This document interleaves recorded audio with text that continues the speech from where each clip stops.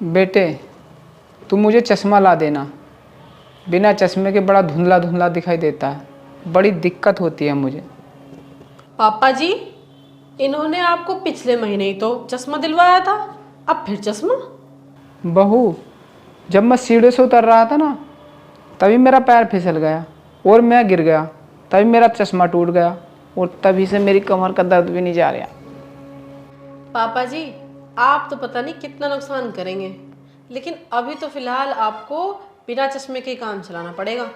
आप देखो, घर में सिर्फ यही तो कमाते हैं, सारा खर्चा इन्हीं के ऊपर है, उसके ऊपर से आपके खर्चे, कभी आपकी दवाई, कभी आपका चश्मा, कभी कुछ कभी कुछ।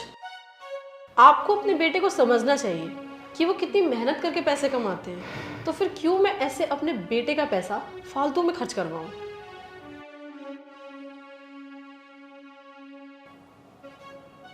पापा, आप मेरी तरफ ऐसे मत देखो। मेनिका जो भी कह रही है ना, सच कह रही है।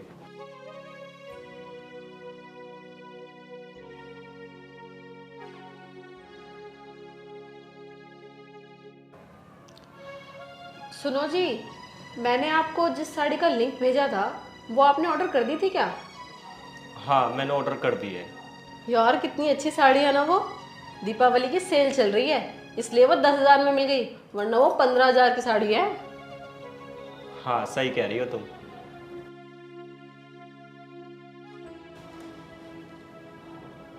अच्छा मेनिका, सुनो, जो तुम नौकर के लिए बोल रही थी, मिला कोई? अरे कहाँ मिला, सबके इतने भाव बढ़े हुए हैं, कोई भी कम पैसों में काम करने के लिए तैयार ही नहीं होता। बहू, नौकर मिल जाएगा। तुम कितने पैसे दे सकते हो महीने के? पापा जी, आप जानते हैं किसी को? हाँ बहू।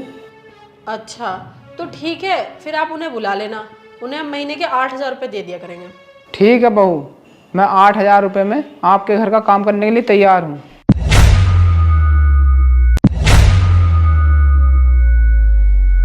पापा, ये क्या कह रहे हो आप? और बेटा, मेरे खर्चे ही बहुत ज़्यादा हैं, बगैर नौकरी के मेरे खर्चे ही पूरे ना हो सकते, और बोझ नहीं बन सकता मैं तुम दोनों पर। पापा फिर शुरू हो गए। आप अपने ही घर में नौकरी करके मेरी और इनकी बेइज्जती करवाना चाहते हैं। आप हमें समाज वालों से ये सुनवाना चाहते हैं कि इन्होंने अपने ही पापा को अपने ही घर में नौकर बना रखा है।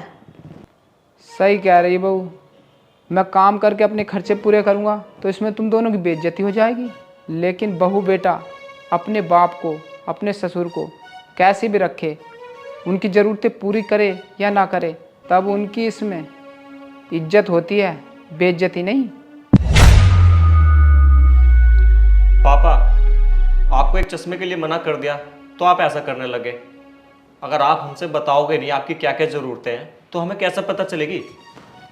बेटा, जब मैं तुझे पाल रहा था ना, मुझे तेरी सब ज़रूरतों का पहले ही पता चल जाता था और मैंने तुझे वो सब दिलाया जो तुझे चाहिए था, जबकि मैं पैसे भी बहुत कम कमाता था, खुद भूखा रहकर तुझे खिलाता था। अब तू मुझे पाल रहा है तो तू मेरी ज़रूरतों को खुद क्या समझता, मेरे बताने पर भी नहीं समझता। इसलिए भीख की तरह मांगने से अच्छा है मैं तुम दोनों के पास नौकरी कर लेता हूँ। बेटा, जब हम कोई पेड़ लगाते हैं तो इस उम्मीद से लगाते हैं कि वो हमें छाया भी देगा, फल भी देगा, और वो पेड़ बड़ा होकर हमें छाया भी देता है, फल भी देता है।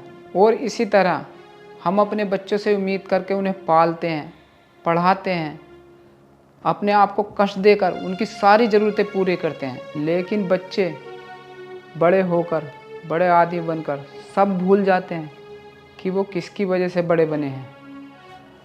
तुम जैसी औलाद मुझ जैसे बाप को 2 रोटी खिला दे तो तुम्हें ऐसे लगने लगता है कि तुम अपने बाप के लिए कितना कुछ कर रहे हो। किसी ने सच ही कहा है कि एक बाप अपने बेटे के लिए जितना करता है ना, बेटा उसका आधा भी अपने बाप के लिए कभी नहीं कर सकता।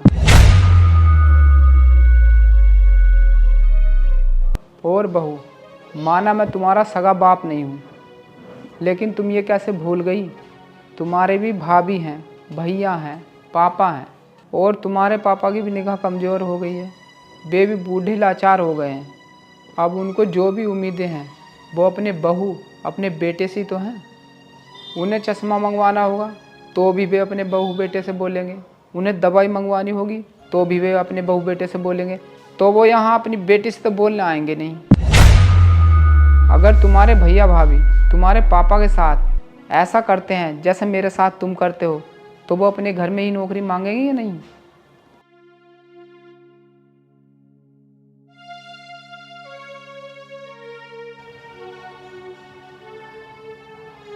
अच्छा अरुण, तुम्हारा काम अभी हुआ नहीं है क्या?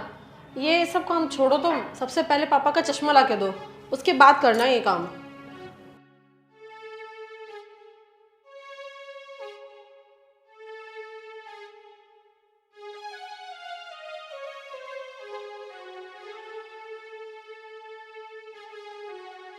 सॉरी पापा।